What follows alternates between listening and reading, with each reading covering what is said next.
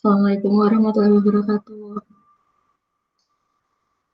Kami dari kelompok 2 yang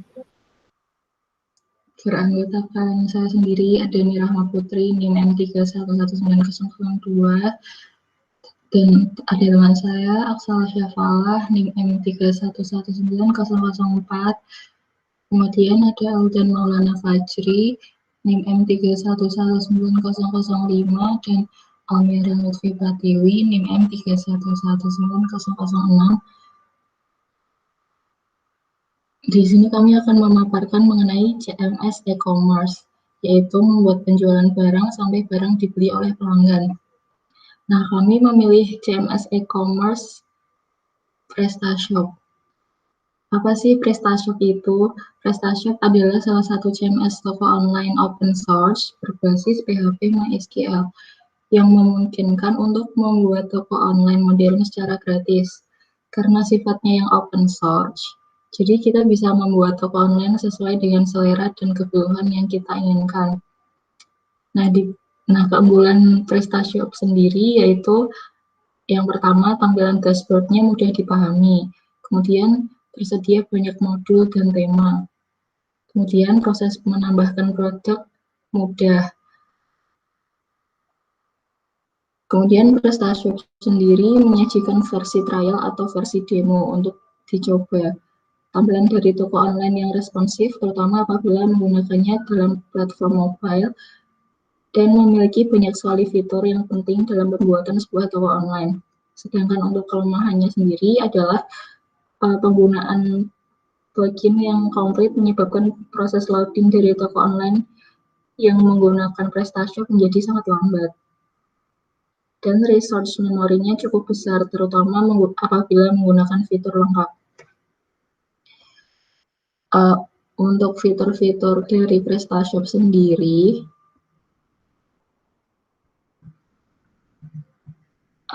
ada yang pertama ada dashboard, yaitu salah satu alat yang dapat mengontrol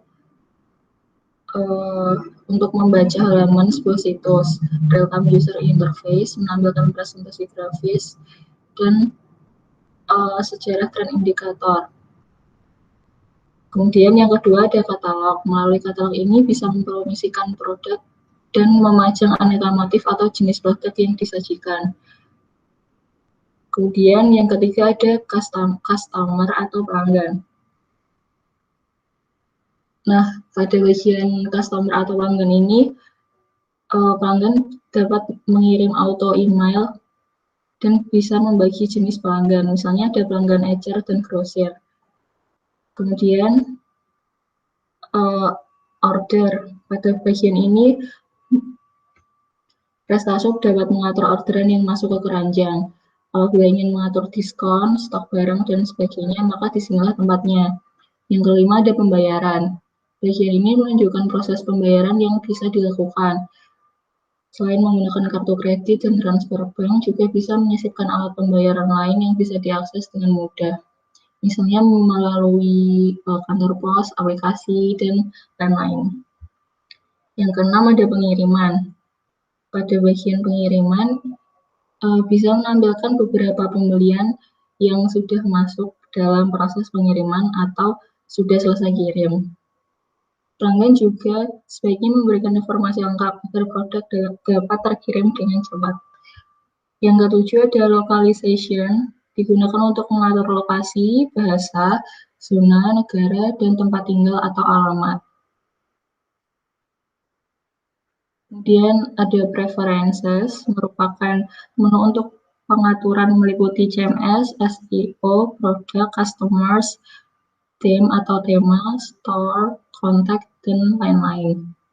Dan yang terakhir ada administration, untuk mengatur profil, hak akses, dan menu-menu yang disediakan website.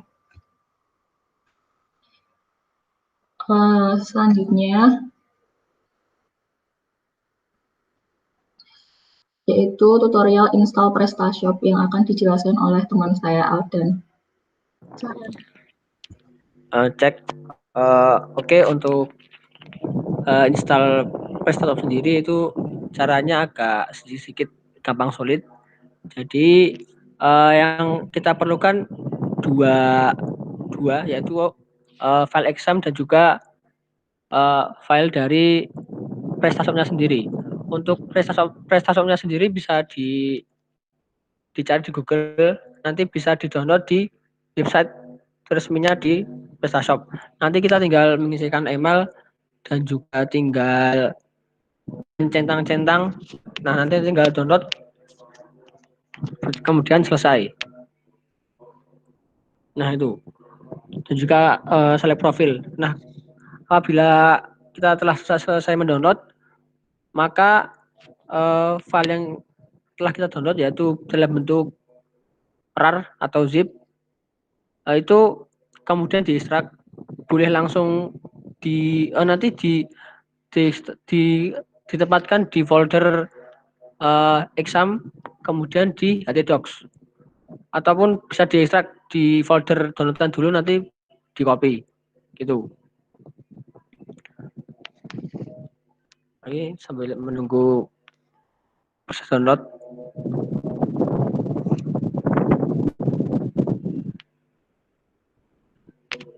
Nah, kemudian setelah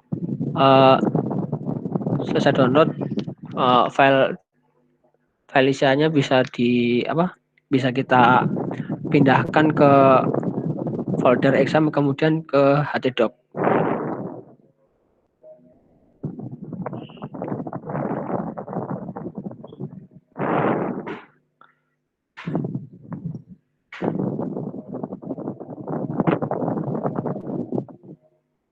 Nah, apabila kita telah mengekstrak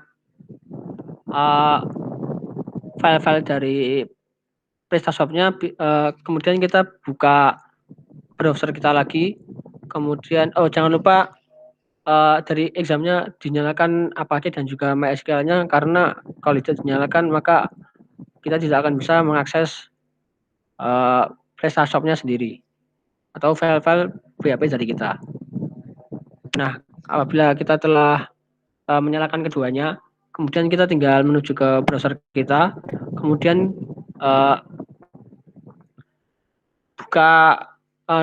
buka localhost phpMyAdmin dulu. Kita bisa langsung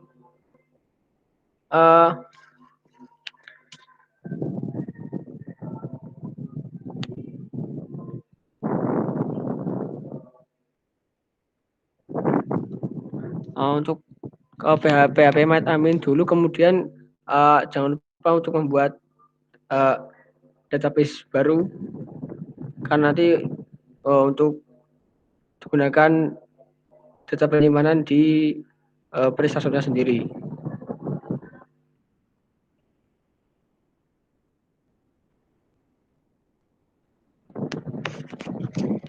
Ini sing salah anjir. Ini sing salah. Ngopine apa jenenge? Ngopine iki ra ning anu, ngopine ning htdoc langsung. Kayak kode Igniter iki lho. Ora ning ngene anu nih. Dadi kok bukake localhost langsung. Iso, kita iso kok. Iso. Iso. Oh dia.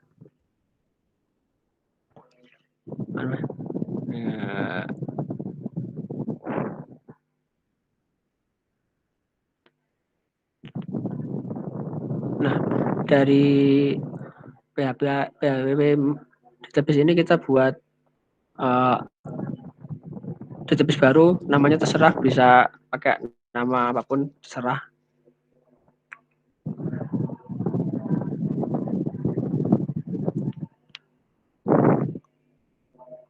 Kemudian di browser kita ketikkan localhost strip PrestaShop atau folder yang dibuat untuk kita simpan file dari PrestaShop-nya sendiri.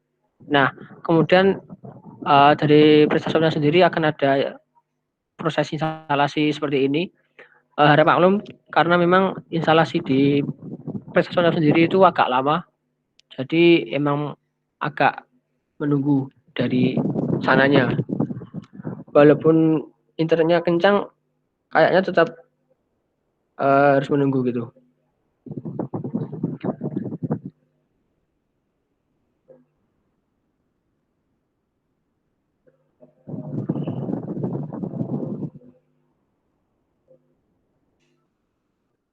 Sembari menunggu mungkin saya jelaskan aja ya. Nanti apa sih setelah ini apa sih langkah-langkahnya? Setelah ini mungkin kita akan disuruh untuk mengisi beberapa informasi-informasi tentang data diri kita dan juga toko kita. Jadi mungkin setelah ini halaman awal kita akan disuruh untuk memilih bahasa. Terserah nanti teman-teman bahasanya itu kemungkinan kalau nggak salah itu hanya buat saat instalasi. Jadi nanti pas saat di tokonya itu mungkin bisa diganti, tapi pas instalasi nanti kita milih bahasa terlebih dahulu. Kita bisa memilih bahasa apapun terserah yang dimau. Nah, kemudian setelah memilih bahasa, nanti kita disuruh memasukkan data diri untuk toko kita, seperti nama toko, terus password, terus nama toko, password, pokoknya intinya itu pokoknya tentang data dari toko kita. Kemudian setelah itu kalau nggak salah itu kita disuruh memasukkan dari database kita, nama database. Setelah itu kita bisa mengupdate terlebih dahulu sebelum melanjutkan ke sesi install PrestaShop-nya. Jadi nanti kita bisa memasukkan, tadi kan kita sudah membuat database-nya di PHP Madmin. Jadi kita tinggal tuliskan, kemudian diuji. Kalau bisa nanti kita tinggal menunggu instalasi sesungguhnya dari PrestaShop-nya sendiri. Gitu.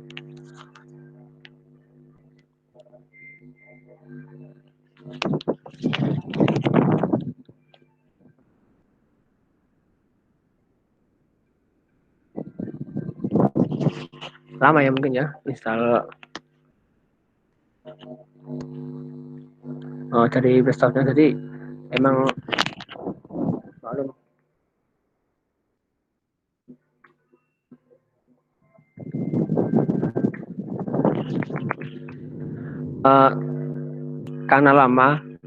Karena ini kan karena lama, mohon maaf ini laptopnya mungkin mohon maaf mungkin dari laptopnya juga agak kurang. Jadi mungkin juga dari PrestaShop-nya itu juga lama prosesnya. Jadi mungkin kita bisa langsung karena ini belum selesai, jadi kita nggak bisa ke file ke webnya resmi atau dari toko yang kita buat di PrestaShop. Jadi mungkin yang bisa kami contohkan mungkin dari demonya. Syukur PrestaShop sendiri juga udah ada demonya, jadi kita nggak usah kayak langsung install dulu, kita coba-coba dulu, itu juga udah ada demonya, jadi gampang. Jadi kita nggak usah kayak seenggaknya itu kita bisa ada gambaran awal gitu loh. Nanti kita pakai ini tuh gimana. Nah itu kita udah ada demonya, jadi gampang. Nanti kita tinggal kalau emang tertarik ya udah berarti kita install PrestaShop-nya. Kalau nggak tertarik ya udah berarti tinggal cari yang lain gitu. Oh ya, sebelum membahas lanjut tentang tampilan, agak ada tips sih. Nanti kan kita apabila kita telah menginstal PrestaShop-nya sendiri, itu kan kita disuruh memilih antara kita halaman awal kita nanti halaman awal menu atau halaman awal adminnya atau nanti untuk menambah barang. Nah, kalau kita pilih halaman awal toko, halaman awal menu utama toko di mana kita bisa melihat produk-produk kita, nanti apabila kita ingin masuk ke halaman admin itu tidak akan bisa. Nah, caranya itu kita kembali ke folder PrestaShop-nya sendiri. Nanti tadi kan awalnya tiga file aja. Nah, nanti ketika kita sudah menginstal akan ada muncul beberapa file. Nah, nanti ada folder namanya install. Nanti kita tinggal hapus. Nah, setelah kita hapus, maka di browsernya sendiri kita refresh. Nah, nanti kita tinggal masukkan username dan juga password kita sendiri, maka nanti kita sudah bisa masuk ke dalam halaman admin. Gitu. Untuk tampilan dari prestasinya sendiri agak menarik emang karena tadi sudah dijelaskan fitur-fiturnya sendiri. Nah ini untuk halaman login cukup bagus dan juga cukup simpel, jadi kita nggak usah dibingungkan nanti bagaimana makanya, karena emang cara pakainya sangat gampang gitu. Mungkin dari install begitu aja sih. Kalau memang ingin lebih jelasnya mungkin bisa dilihat dari sumber-sumber seperti YouTube ataupun yang lain gitu. Untuk proses selanjutnya mungkin bisa dijelaskan proses tutorial penambahan produk atau untuk membuat katalog produk. Mungkin Mbak Almira bisa menjelaskan. Baik, di sini saya akan menjelaskan mengenai cara penambahan produk.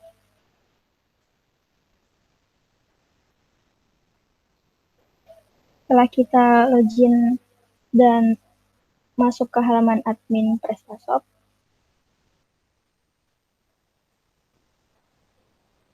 kita itu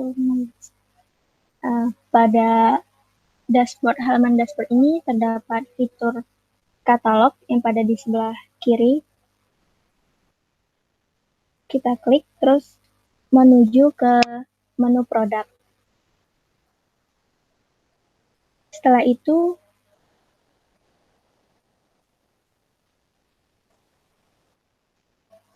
setelah menjumpai menu produk, terdapat jika kita ingin menambahkan produk, kita akan mengklik new product yang ada di biru itu di atas seperti itu, klik atau bisa Ctrl P. Kemudian akan diarahkan ke halaman produk. Yang pertama bisa memasukkan nama produk di kolom enter your product name. Misalnya produk Samsung Galaxy mungkin.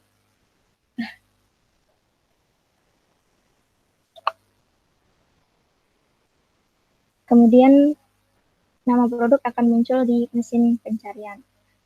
Setelah itu terdapat 3 jenis produk yang dapat dipilih ada di sebelah kanan itu. Ada 3 pilihan, yaitu ada standar produk, pack of produk, dan virtual produk. Standar produk ini adalah jenis produk yang berbentuk fisik. Dan pack of produk ialah jenis produk satu set penjualan. Yang ketiga itu virtual produk, ialah jenis produk yang berbentuk virtual. Nah, kita pilih standar produk karena jenis yang berbentuk fisik. Kemudian masukkan gambar produk dengan mengklik icon kamera untuk menambahkan gambar produk dari file.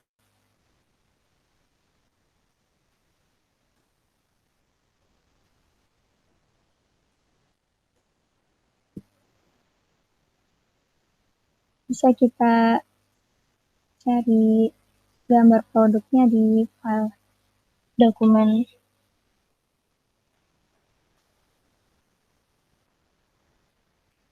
Setelah gambar produk berhasil ditambahkan, kita bisa memberikan informasi penting terkait produk. Misalnya pada summary dan description. Summary ini bisa menuliskan deskripsi singkat tentang produk. Tulisan deskripsi ini akan muncul di mesin pencarian halaman kategori. Dengan menulis deskripsi ini hanya singkat sehingga 400 karakter saja. Kemudian pada description kita bisa menuliskan deskripsi lengkap tentang produk. Tulisan ini akan muncul langsung di halaman produk. Bisa menulis deskripsi lengkap tanpa batas karakter.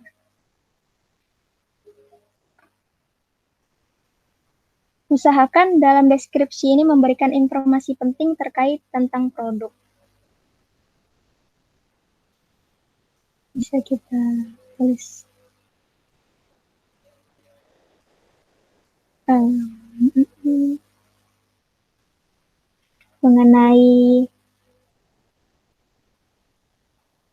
Mengenai ukuran atau ukuran layar dari produk itu atau dan sebagainya. Kemudian kita bisa mengatur ketersediaan produk yang kita jual pada isi kolom jumlah ketersediaan, ada quantity di sebelah kanan itu. Untuk lebih detailnya bisa kita klik quantities untuk pengaturan lanjutan.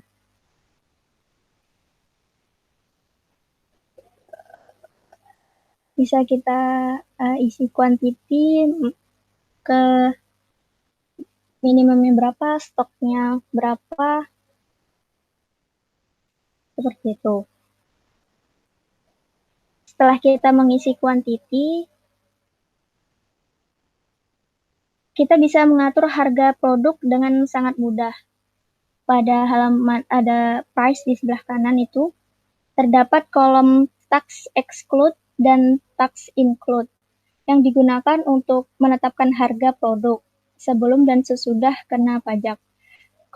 Terus terdapat kolom tax rules yang merupakan aturan pajak yang hanya berlaku untuk produk yang akan diterbitkan saat ini. Kemudian, jika ingin membuat tarif pajak baru, Anda bisa mengklik pricing yang ada di tulisan biru untuk pengaturan lanjutan. Seperti itu bisa kita lihat detail price-nya. Setelah itu, atur kategori produk pada menu kategori. Pada menu ini dapat mengatur pengelompokan produk yang akan ditawarkan. Kita dapat memilih lebih dari satu kategori, namun pastikan kategori yang kita pilih sesuai dengan produk yang akan dijual. Manajemen pengelompokan produk dapat membantu pelanggan untuk menemukan produk yang akan kita jual. Itu misal home dan aksesoris. Setelah semua pengaturan selesai, maka klik save untuk menyimpan perubahan yang ada di bawah. Mungkin itu saja tutorial dari cara menambahkan produk.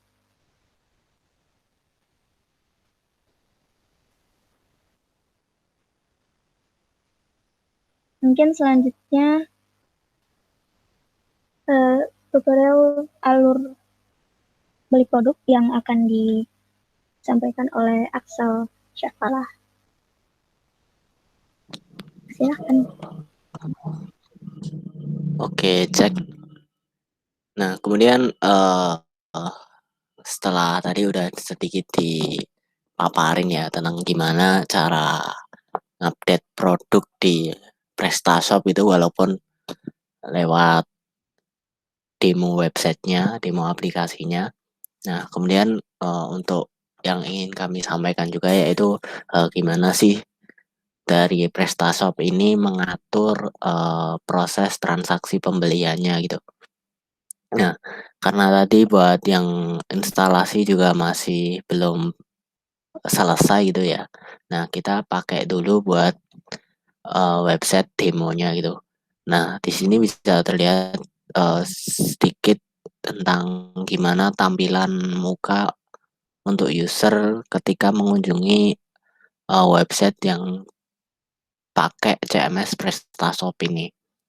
Ini adalah template bawaannya gitu. Jadi kalau baru install mungkin yang bakal temanya bakal pakai yang kayak gini itu.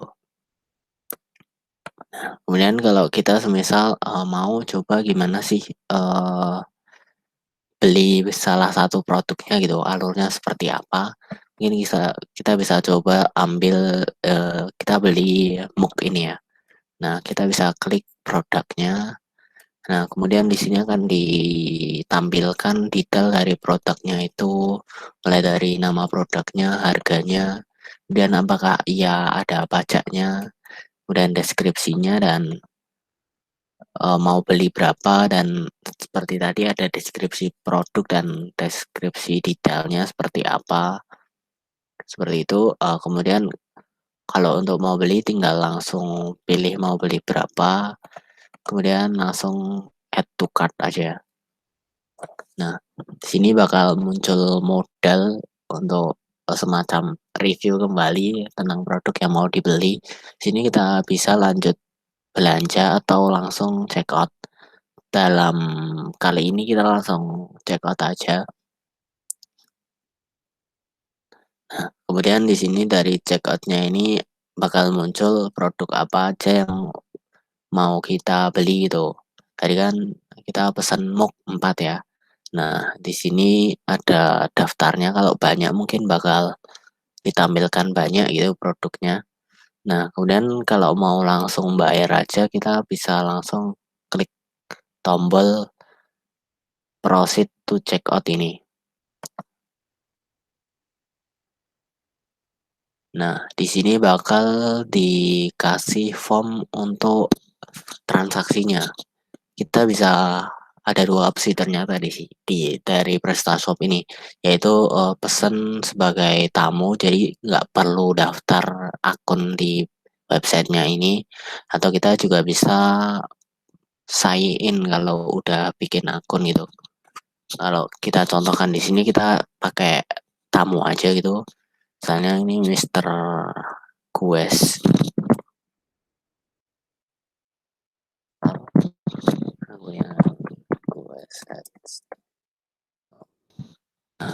Di sini kita juga dikasih opsi juga mau sekalian bikin akun enggak gitu. Kalau enggak, mungkin kita bisa langsung centang di bagian customer data privacy sama I agree the term and condition and the privacy policy, dan bisa langsung continue aja. Nah, kemudian kita bakal dikasih form alamat, tentunya ini untuk keperluan pengiriman barang gitu ya. Kita bisa kasih tulis alamatnya dulu misalkan.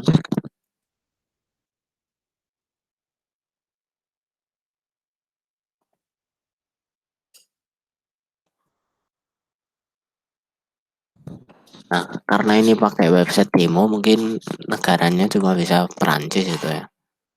Nah, kemudian setelah mengisi form alamat, kita bisa lanjut continue. Kemudian, nah di sini bakal ada shipping method atau ngirimnya pakai kurir apa gitu. Mungkin kalau kita pakai website e-commerce yang ada di Indonesia gitu, mungkin bakal ada jasa-jasa pengiriman yang mungkin sudah lumrah kita tahu gitu apa aja gitu. Nah, dalam contoh ini kita pilih aja PrestaShop yang free ya. Nah, kemudian bisa langsung, ini kita juga bisa ngasih komen atau pesan buat kurirnya gitu tentang pesanan kita. Nah, mungkin kita bisa lanjut aja. Nah, kemudian tahap yang terakhir nanti payment methodnya gitu. Kita mau bayar lewat apa gitu. Untuk karena ini demo mungkin opsinya cuma ini ya, tapi karena untuk instalasi nyata mungkin bakal ada opsi-opsi lain gitu yang mungkin bisa kita coba. Tapi karena ini cuma ini, kita pilih aja salah satu, misalkan pay 2 kali kasih ini, dan kita place order. Nah, di sini kita dikasih apa ini namanya? Invoice-nya. Nah, kita dikasih invoice di sini tentang detail pesanan kita dan bagaimana pembayarannya gitu. Nah, begitu. Itu mungkin sedikit tentang gambaran bagaimana alur transaksi barang di website e-commerce yang menggunakan CMS PrestaShop gitu. Nah, presentasi ini juga sekaligus mengakhiri presentasi dari kelompok kami tentang sedikit mengulas tentang CMS PrestaShop ini. Semoga apa yang kami sampaikan cukup membantu untuk menjelaskan seperti apa sih PrestaShop itu. Nah, mungkin sekian dari kami. Banyak kurangnya kami mohon maaf. Wassalamualaikum warahmatullahi wabarakatuh. Waalaikumsalam warahmatullahi wabarakatuh.